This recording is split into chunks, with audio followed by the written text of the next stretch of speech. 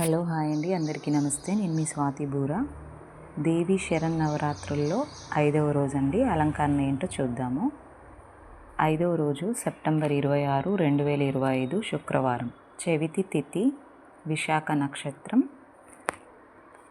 ఈరోజు కూడా చవితి తిథి ఉందండి. 4వ రోజు కూడా చవితి తిథి ఉంది. మీరు అబ్జర్వ్ చేశారనుకుంటున్నాను. 2 రోజుల పాటు ఈ చవితి తిథి వృద్ధి చెందుతుందండి. ఈ 5వ రోజున మన దేవీ శరన్నవరాత్రుల్లో 5వ రోజు అమ్మవారు శ్రీ మహాలక్ష్మీదేవి రూపంలో మనకు దర్శనమిస్తారండి. ఈ అమ్మవారికి పెట్టవలసిన చీర గులాబీ రంగు చీరను ధరిస్తారండి. పూలు శ్రీ మహాలక్ష్మీదేవి అమ్మవారికి తామర పూలు కానీ, తెల్లని కలువ పూలు కానీ, గులాబీ పూలు కానీ పూజలో వాడుకోవచ్చండి.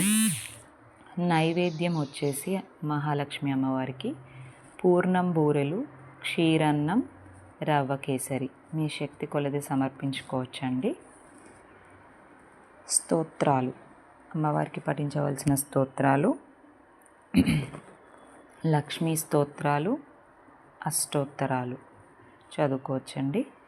లేదా మీరు చదవని ఎడల ఓం శ్రీ మహాలక్ష్మీదేవియై నమః, ఓం శ్రీ మహాలక్ష్మీదేవియై నమః, ఓం శ్రీ మహాలక్ష్మీదేవియై నమః.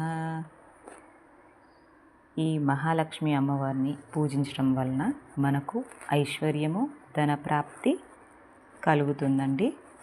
ఈరోజు మనం పేదవారికి దక్షిణ అంటే డబ్బులు దానంగా ఇస్తే, లేని వారికి ఇంకా ఏదైనా వస్తువులు దానంగా ఇచ్చిన అమ్మవారు మనపై అనుగ్రహం కలుగుతుందండి. అమ్మవారు కూడా సంతోషిస్తుందండి.